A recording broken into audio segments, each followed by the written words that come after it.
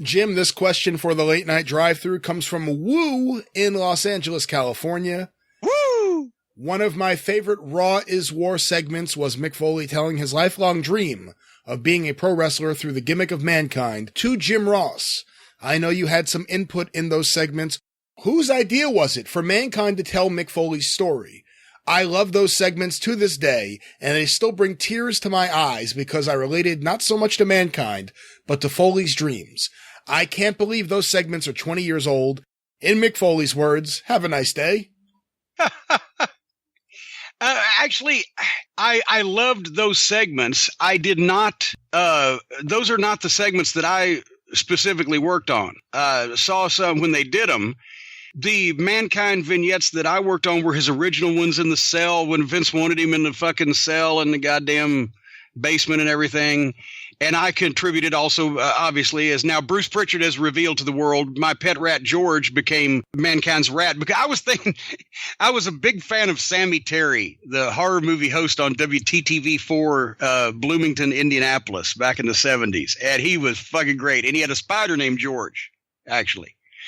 So George was named after the cartoon. I'll hug him and squeeze him and call him George. But when I found out Mankind was going to be doing these horror movie vignettes in the basement, I figured he needed a rat.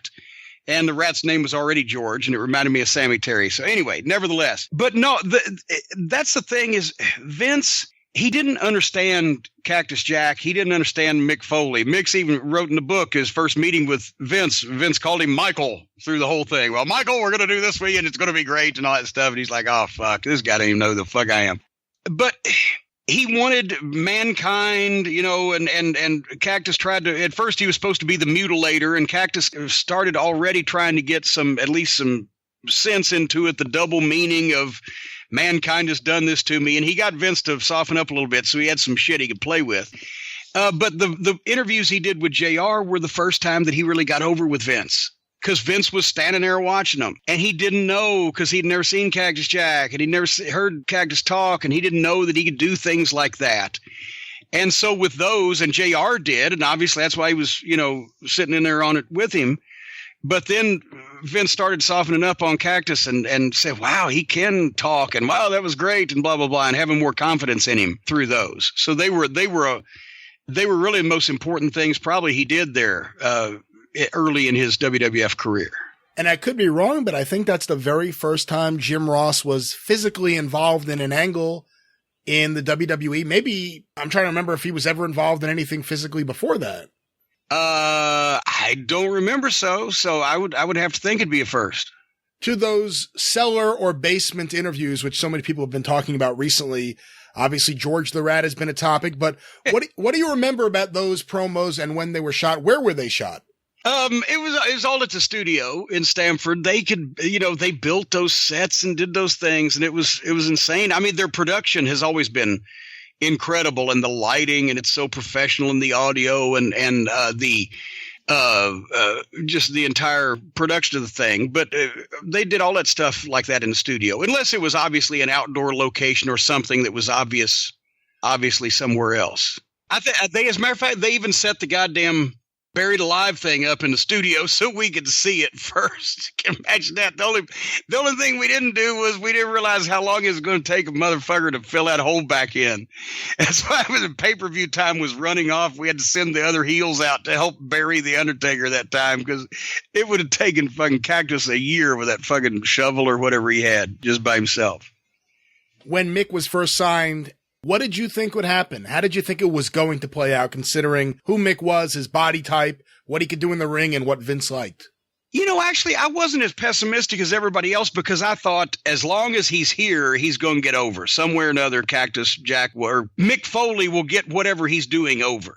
I always still call him Cactus just out of habit. But so I wasn't as pessimistic as a lot of people were, because a lot of people said, well, Vince, you know, he didn't get it and he's not going to like the body type or whatever. But I knew, you know, especially right off the bat, he was over with the people because they knew who he was.